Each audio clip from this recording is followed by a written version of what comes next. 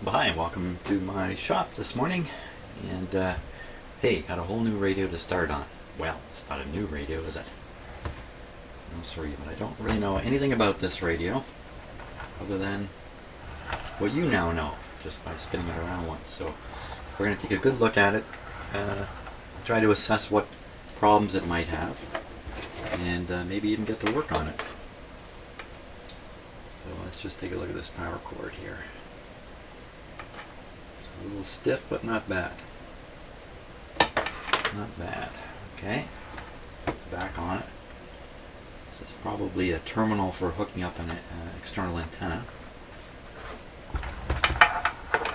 Cabinet's not too bad. It's pretty solid. Grill cloth shows the speaker a bit. Rough housing maybe from a cat or something like that. It's got all its knobs. Got these interesting push buttons. Oh. No, I don't feel like they're pushing anything. Okay, let's see. These knobs. There's no labeling on the knob. Oh, wait a minute. It's right on the knobs themselves. Oh boy. Might be kind of mixed up. This one says volume, but I bet you that's tuning. This is probably the volume control here.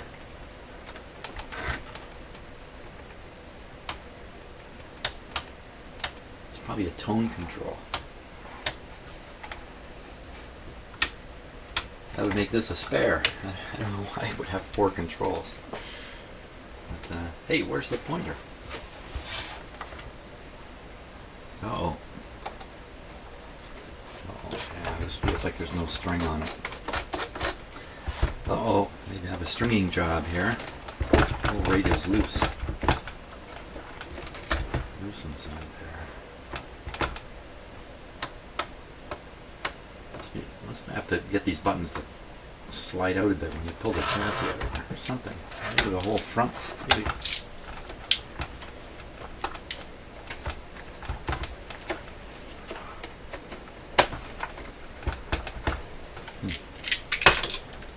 Not sure about that. Let's pop the back off here.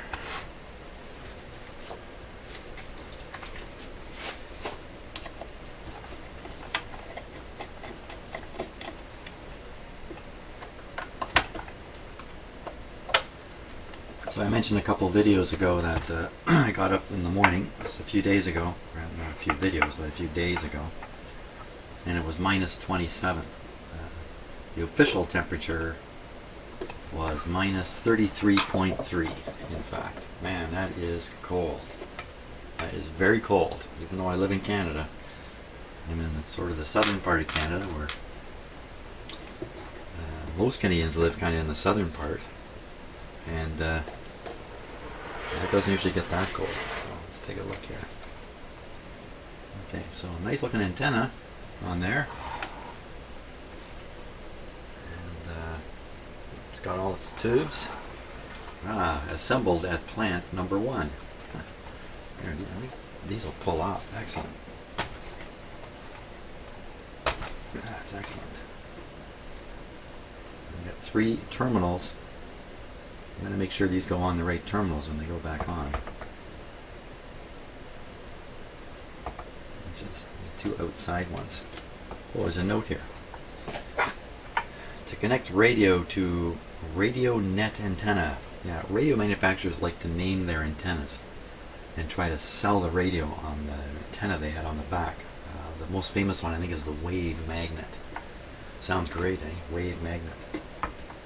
So this one is called the radio net antenna. Connect each of the wires from the radio to the connection pin identified by a spot of paint similar in color to the wire being connected. Okay, so this is probably green, and this is black, and there's a green and a black dot. Wow, I never thought there was any kind of polarity to this. To connect radio and outside antenna, attach the outside antenna lead-in wire under the screw out here. There's a capacitor right there.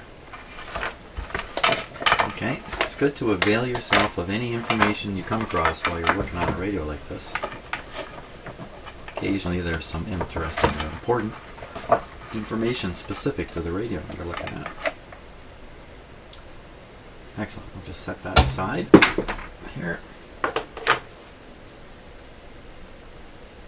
Now that chassis seems pretty loose. Let's see what's up here.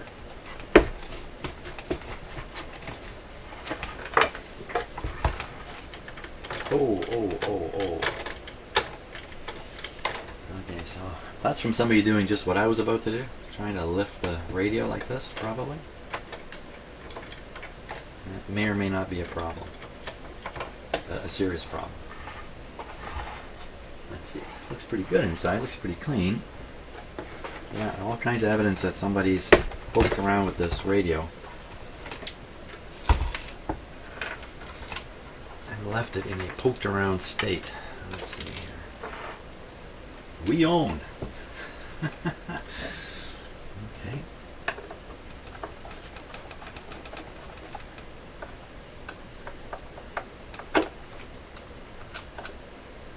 This cabinet's in excellent shape.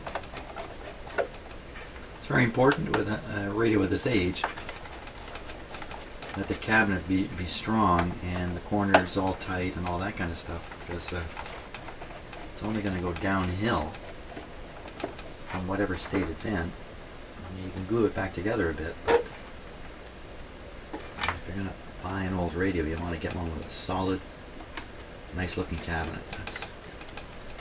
After all, most of the time this radio is going to sit on a shelf. You're going to look at it.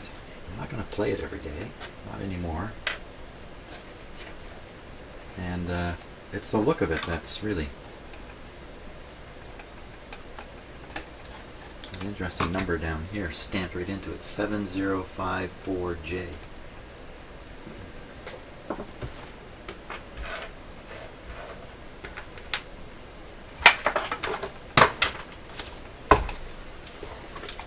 Okay, I'll lift it out. Let's see. Speaker appears to be right on the chassis, which is great. It's all coming out. I said it's all coming out. Coming out at all.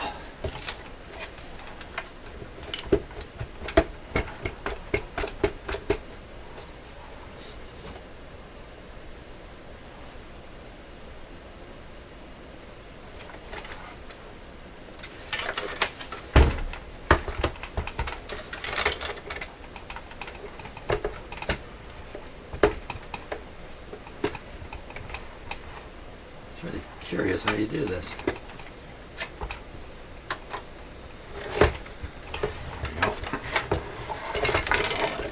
Ooh, piece of cabinet coming out.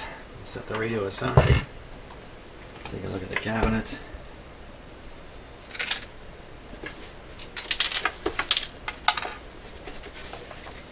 What do we got? We got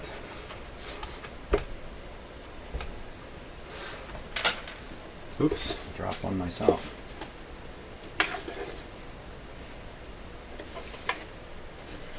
So what do we get? We got a schematic in there. That's great. We got a parts list over here. How to order parts.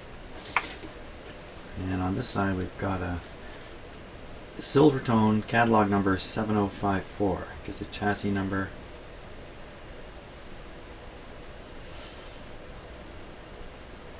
In all correspondence relative to this unit, always mention the chassis number. Okay, I just did. Sears and Roebuck, United States of America. I wonder if this was purchased in the States and brought up. Shows the tube positions. Good, lots of information, especially the schematics are very handy. But almost certainly I can find one on the internet. Good, it's in good shape. It's in very good shape. Just the grill cloth is kind of crummy.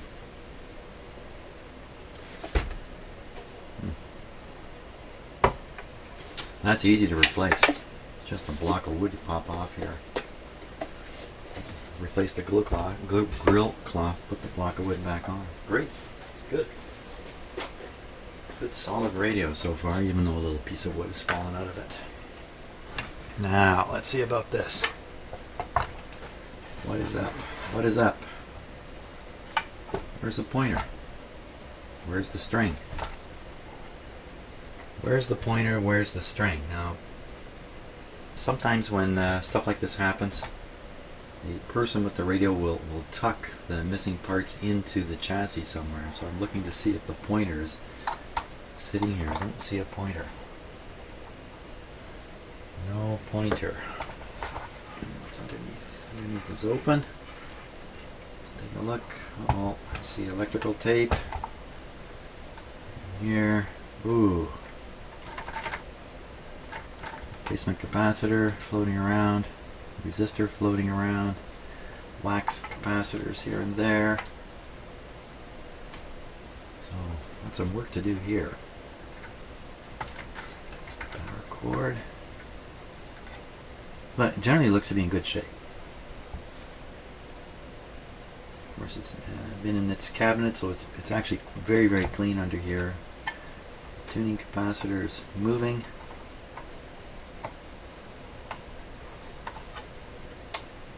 Now, the reason the buttons weren't working is because the capacitor's been moved, or the tuning has been moved all the way to one extreme. And at that point, oh, that will move it. Oh, isn't that interesting? So they have a rocking plate here. Rocks like this. And these the fingers come down and they push on both sides of the rocking plate, rock it into a certain position. And I guess these are probably adjusted by screws hidden under the knobs. That's the usual way. I'm not sure how these are adjusted yet, but I haven't seen one quite like that before. Gives it a certain, when you tune it, boom, really clunks in there. Okay, so looking to see if anything's been fooled with. So one of the big challenges with this radio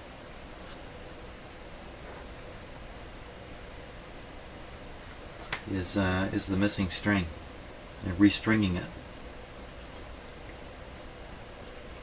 And you certainly don't see the pointer. The pointer's long gone. The pointer is lost. You can probably fashion something. I'm just looking at the string for a minute. I see a pulley. Ooh, a lot of pulleys. Lots of pulleys. Probably be a challenge to get the string onto it. Good. Now let's just double check on these tubes. Once in a while you get an old radio like this and the tubes have been moved around, or somebody has put in a tube they had, not the right tube at all. So just look in the back of the cabinet here. Let's see. Okay, so 7B7 here. I think these might be Lochtel tubes. Let's see. Yeah, they are Lochtel tubes. And a different kind of stem in them here, which locks in so they won't fall out. Octal tube with a lock.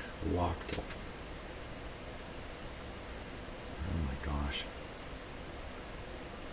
I can't read the tube number on here anywhere. Oh boy. That raises the possibility that these tubes are mixed up fairly high. Let's hope this is the only one that's not labeled.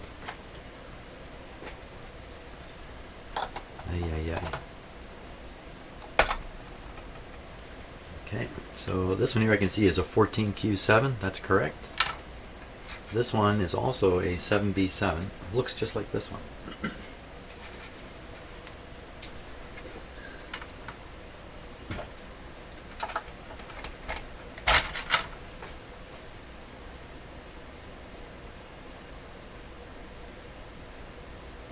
Often on these tubes they put the tube number right on the top. 7B7.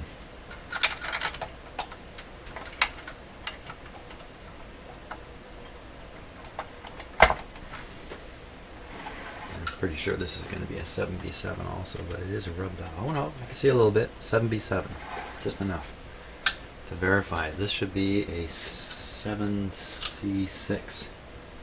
7C6, 35Y4, 50A5. 50A5, this will be the output tube here.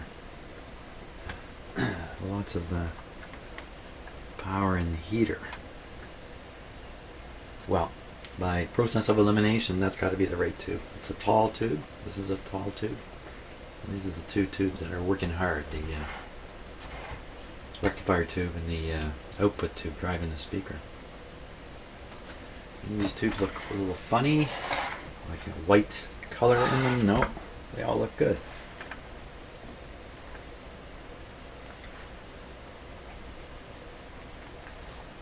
Now, considering that, oh, let's take a look at this deal here. So, the screws have been backed way off from underneath. Why would somebody ever do that?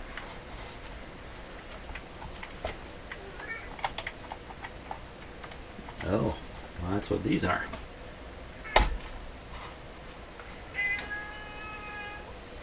Hello, Tabby. Just one of my cats going by. I don't think we want to set this down like that. A tricky radio to set down.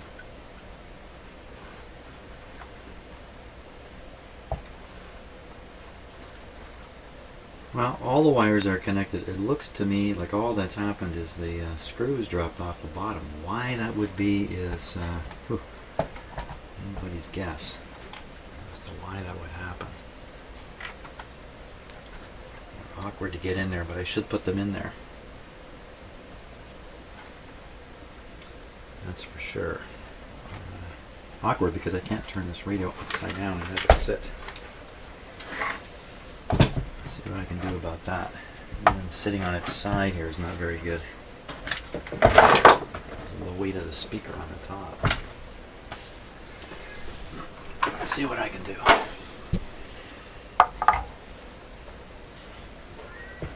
This might work.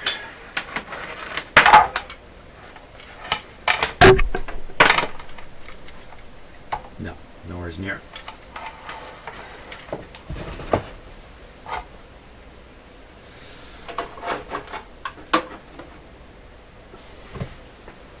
Okay, just for the sake of getting those two screws in there, I think I can do something a little uncomfortable. Just hold the whole thing like this. Yikes. I can get one in there, pretty sure.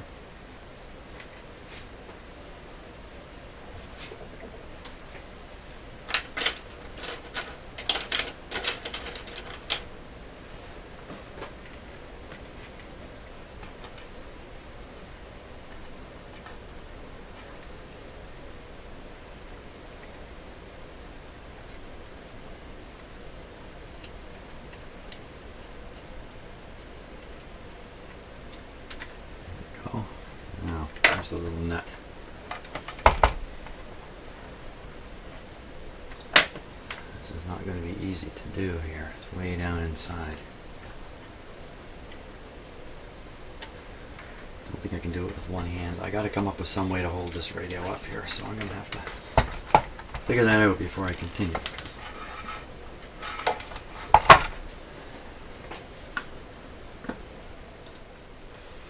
Okay, so I thought I'm putting the radio in the garbage can here. It so happens the garbage can is perfect for supporting the radio. It cannot fall in it or anything. Perfect. Just a little high for me to work here. Now,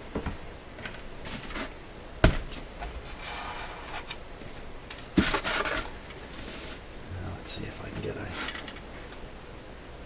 little better view going there. Okay, so there's the screw buried way down there, and I've got the drop.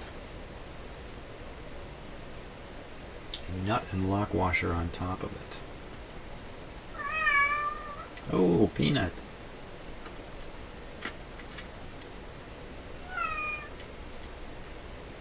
What's the matter?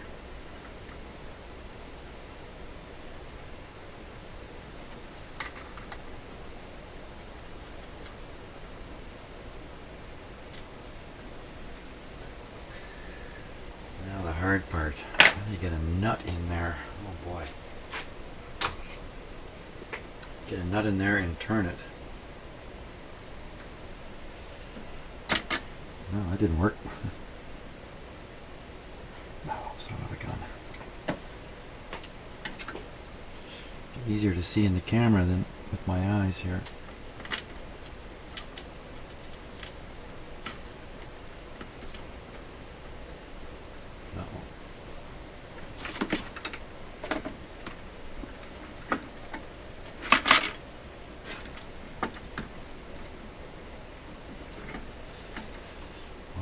Drop that nut will go right down the hole there and right into the transformer. That won't help me any.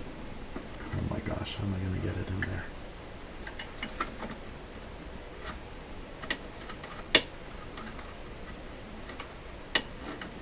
Can't see it, I've lost it. Wasn't there another nut I could put on?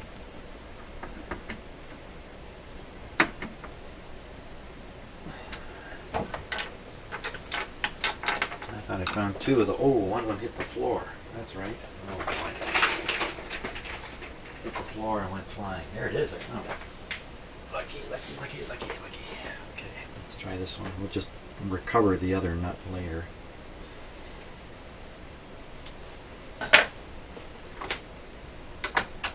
Just need the right tool here to drop it in place.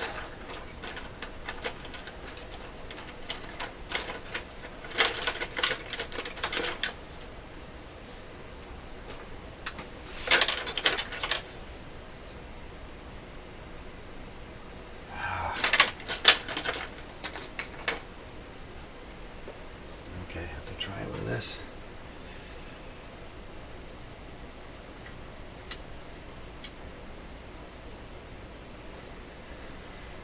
How the heck am I going to turn that now? Just turn it a touch until the threads engage a little bit. And then I can roughhouse it from there. Oh boy.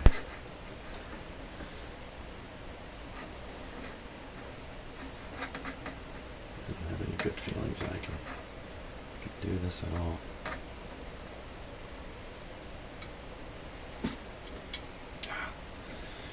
Now when they're building the radio in the factory, this will be one of the first things they do is put these parts in and screw them down. Then they build a bunch of stuff on top of it. Really no intention of ever going back. I'm going to have to fiddle with this for a while, I think. Okay, so my idea here is to take a wooden stick, shove that through, trim the stick off just at the right length so it can kind of go in this nut a little bit and hold on to it, and then put her down, get her started. That's my plan. So, let's see, good plans deserve a Bowie knife here.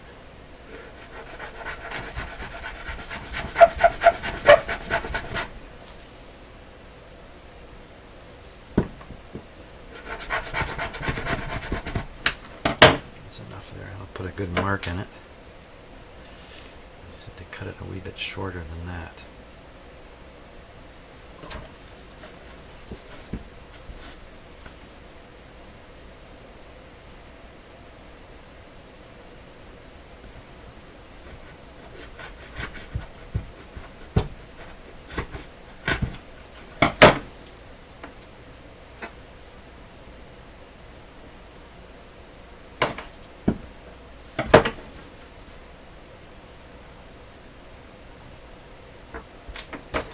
Too much sticking through.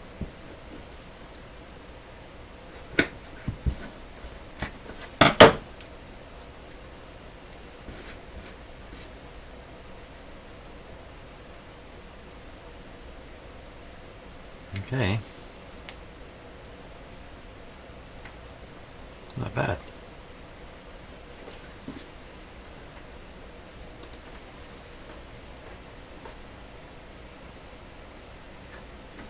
Now there's parts that you can't see that are making it difficult for me to line this up nice and straight.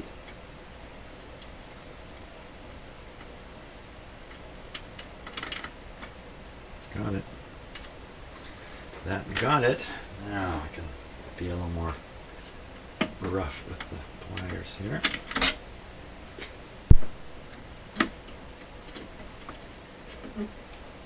Get my finger in there.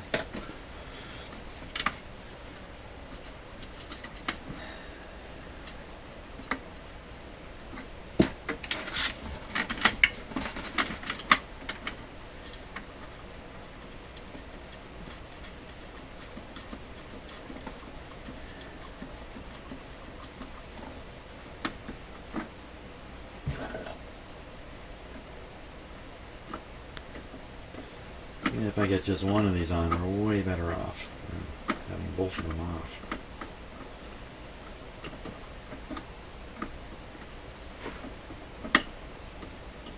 I don't think I have a nut driver this small, and even if I did, you couldn't really fit it down in here, I don't think.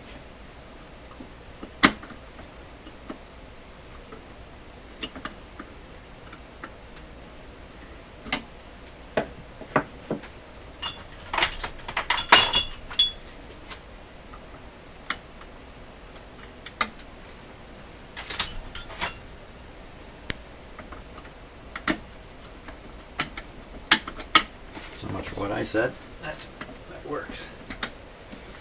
There we go. Perfect. Now it's got it nice and tight here.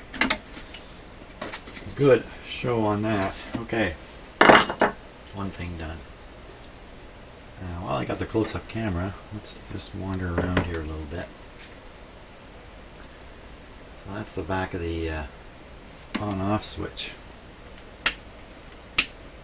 That explains all the switches on here now. That's the on-off. Oh, funny how these wires are, though, eh? Kind of up in the air like that. I wonder if this has been replaced.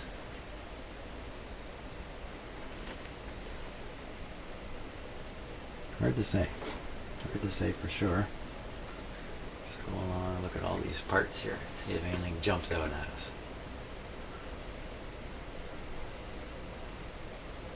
Some string there, not wire. And this coil up here in the middle of nowhere.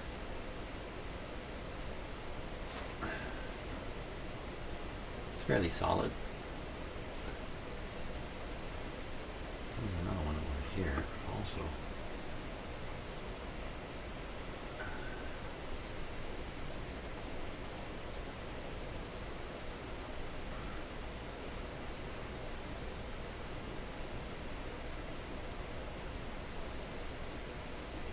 So as I'm looking at this, I'm not only looking for problems, but I'm also thinking about, am I seeing original work? Am I seeing somebody's handiwork? Like, for instance, this capacitor here, this red one, it's connected to this wire, just airborne. All this stuff is kind of airborne in here. It's a little unusual in radio design to do that.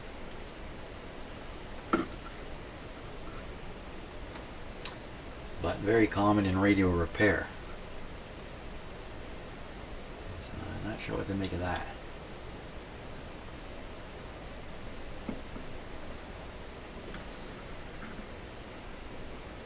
Wires are in good shape. Capacitors actually look fairly good, these wax ones here.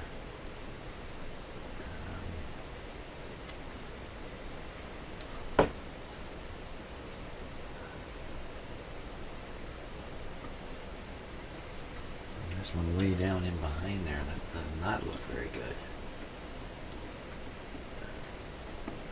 Two of them back under where this capacitor's been put in. Ooh, look at that. That's ooh, that's a very special piece of wire there. I believe that's a resistor. Wow, and I'm gonna guess that's rated to B plus voltage right here. Sticking right there where you can put your finger. Ah, look. It's a Hunt's capacitor. I'm pretty sure that's a Hunt down there. That's gotta go. Only one molded capacitor? Let's see, this guy, what's this? It's got a little protective cap on the end there to make sure it doesn't short against the chassis. I would imagine that's what that is. And that capacitor's not looking so good. There are a number of capacitors here that look okay and a number that don't look so okay. And then you can see this filter capacitor's got to go too. So definitely the radio's been worked on. This is at least what's been done to it. This capacitor's been put in quite some time ago, I would guess. You left this resistor floating here. I'll replace this capacitor with a couple of smaller ones. It's a 50-50. Perfect. You can see I can get them in a little more solid than this floppy thing here. Okay. A couple more capacitors down in there. Oh, look at that. So I think probably the radio's been generally hot at some point. Whoa, Peanut. You almost made me jump there. Yeah, these gotta go. Gesundheit. That was my cat sneezing. Never heard a cat sneeze before. There you go. Lots of capacitors actually, all together. Let's see, 1, 2, 3, 4, 5, 6, 7, 8, 9, 10, and the big one, 11 capacitors to change out. And I'm pretty sure that's where we're going to end up. Take a look at the tuning capacitor here. It's nice and clean.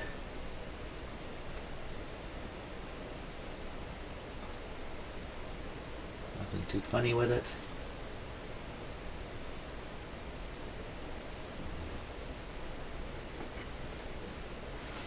Yeah, it's all straightforward except for the string. The string will not be straightforward. I'll have to find a stringing diagram for this radio.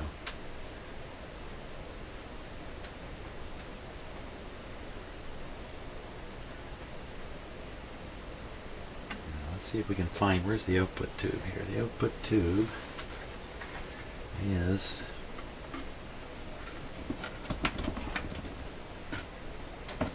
over here.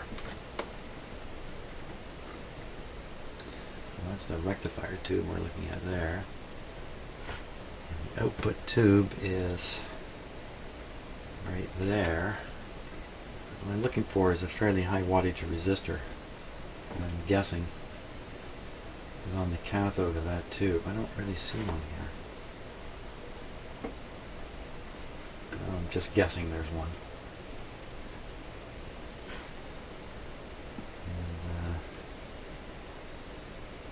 And, this is probably the bypass capacitor, this big one here.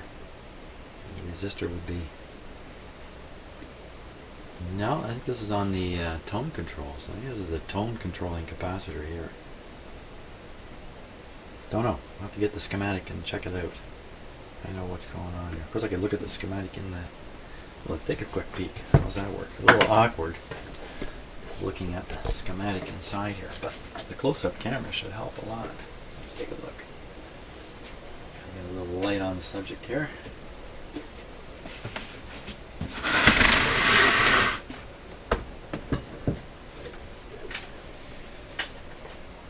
Okay.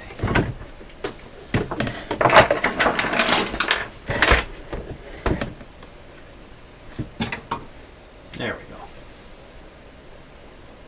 Now, 47 dial light. Probably burned out.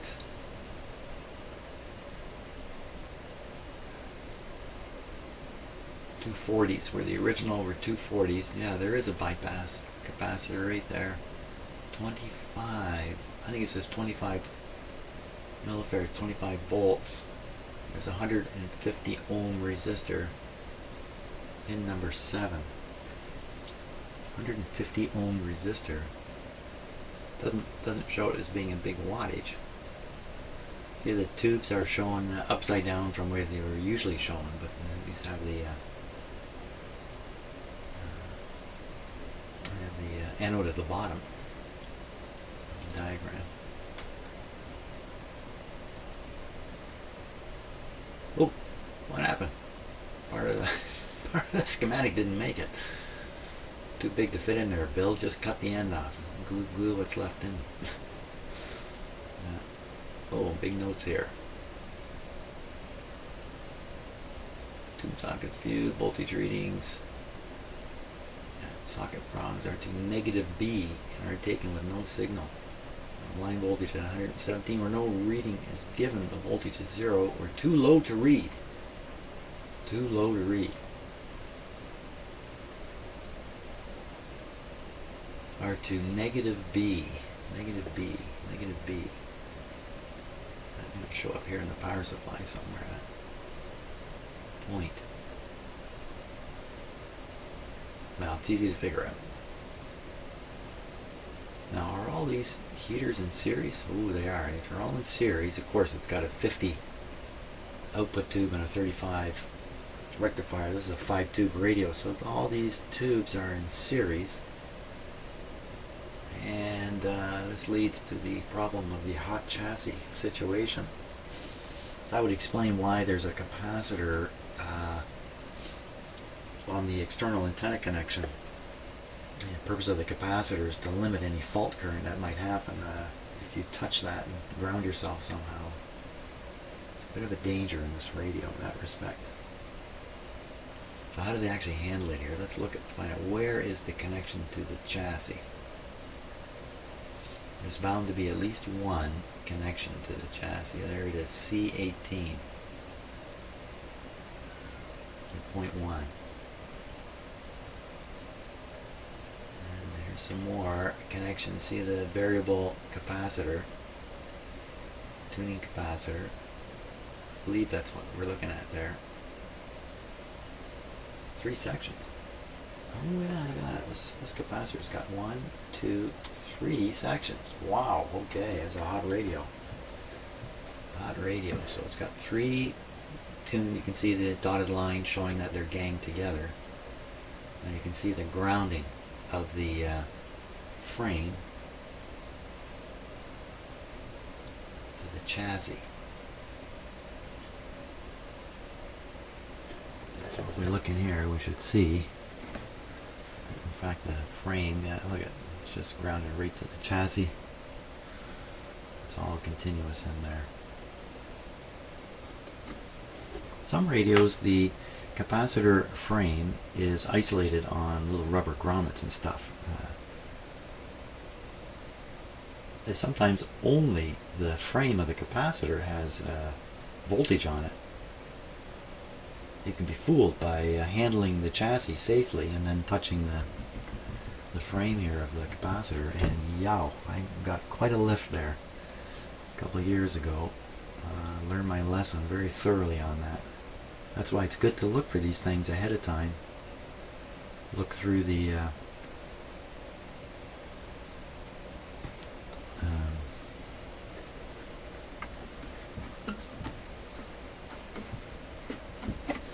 interesting, and that connection, bare connection, goes through a hole, but here it's insulated.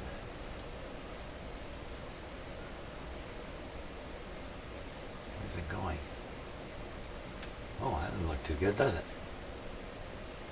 I don't think this should be able to short out like that. Wow.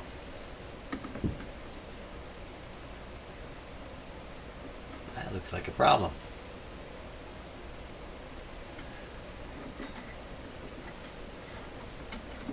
Look at this. Just kind of maybe rotate this a little bit here. Like that. Pull the insulated part of the wire through. I'm going to break this. I'm trying to push it too much harder. Hope I'm doing the right thing. Makes sense to me. There's no more wire. That's as far as it's going to go. Okay, so for the moment, there's no connection to the chassis there. See, I mean, it's insulated off here. If they wanted this wire to be grounded here, they would have soldered it right on. I mean, it wouldn't be done like this. That's supposed to be insulated through there. I'll have to do something better in the long run, but for now. Ooh, that's a tricky one to catch. I haven't even turned the radio on yet. Yeah, let's not try that camera. Let's try this one here. Okay.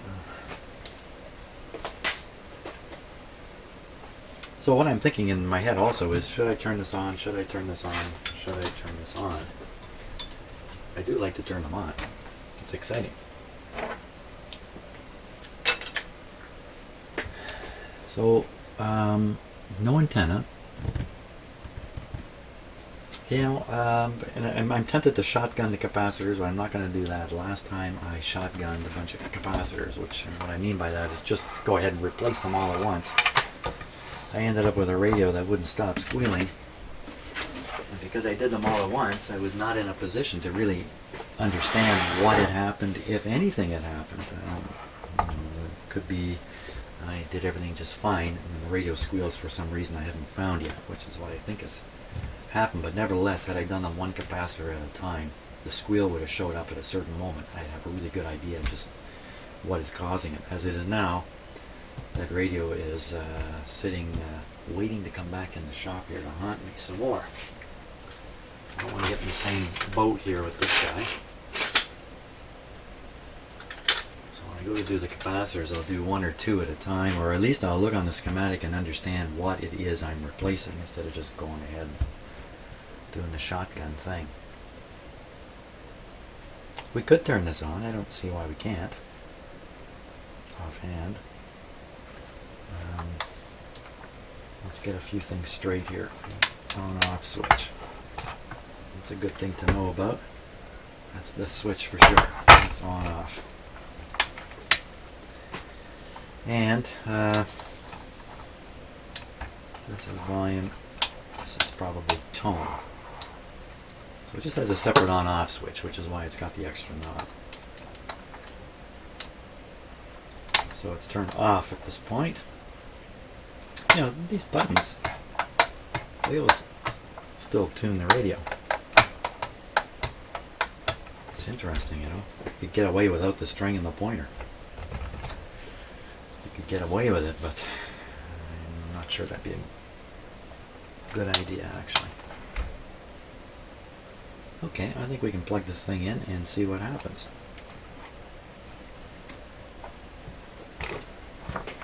Now, I wouldn't plug it straight into an ordinary outlet. I'm not about to use an ordinary outlet here. I have a special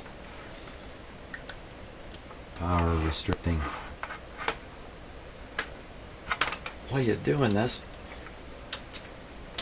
somebody stepped on that plug. So what I'll do is I'll run the power that's coming to the radio from the power outlet through a couple of light bulbs up here. Many of you know exactly what I'm doing with these light bulbs here. That'll restrict the power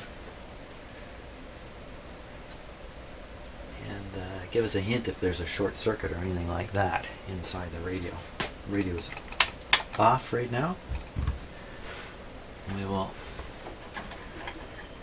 I think that's a 40 watt, we'll just run it on one, make like a maximum restriction. It's just one bulb for the power to go through.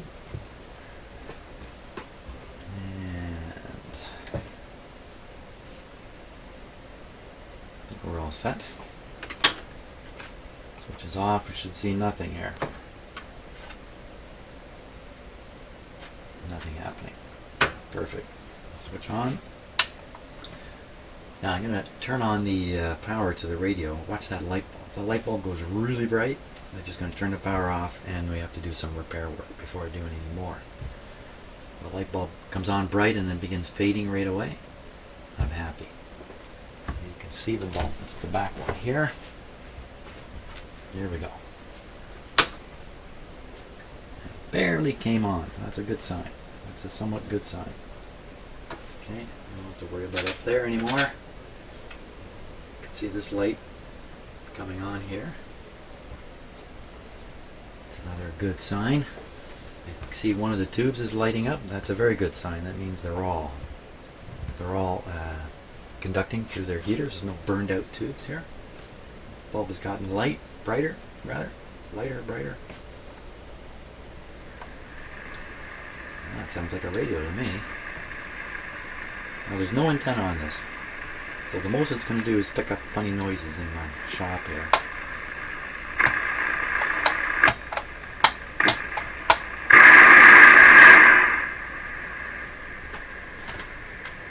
Pretty easy to put the antenna on. Let's put it on. Those are all very good signs here. I don't hear a strong hum out of the radio either. So this is probably in green. This will be in black. Now also, as I was mentioning, the chassis in this kind of radio can be electrified such that you can get a shock of it. In my shop that can't happen because I have everything on an isolation transformer, which, without going into very deeply how that works, it just means there's no possibility for electricity to want to get off of this radio through my body and into the ground or something like that. So I can touch it even though this might have voltage on it. Yeah, well, I got the antenna on. See what we can find here.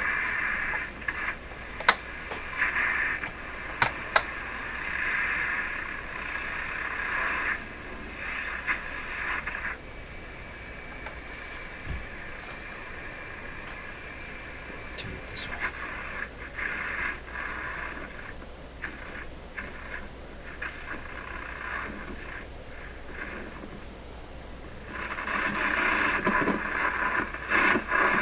Funny stuff going on here.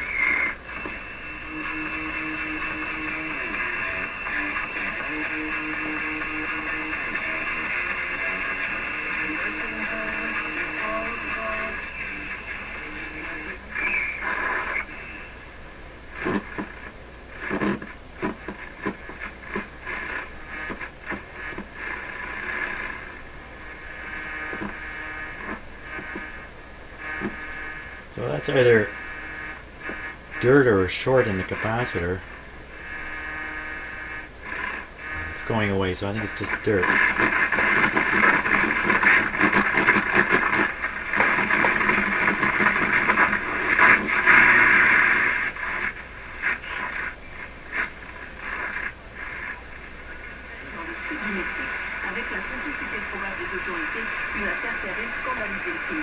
Nice.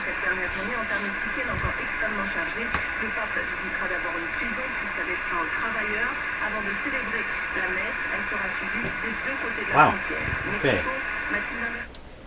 Okay, considering the fact that basically it's working, it's hum-free, seems to have reasonable sensitivity, it's picking stuff up down here in my shop. Starting to replace components in here is why? They've made it this far through history, they've probably got 10-20 years left in them. I'm tempted to change the filter capacitor just because it's a floppy thing and it's likely to give up the ghost before the rest do. But as for all those other capacitors, I'm inclined to leave them alone and really just concentrate on getting the string and the pointer going here, which is really the only key thing not good on this radio. Huh. Great. That's great. Let me turn it off here. Even the light bulb worked on it. Fantastic. Well, I'm going to look for the stringing diagram and we'll try to get that going. I can continue to think about whether I want to do any component replacements on here. And fantastic. Thanks for watching so far.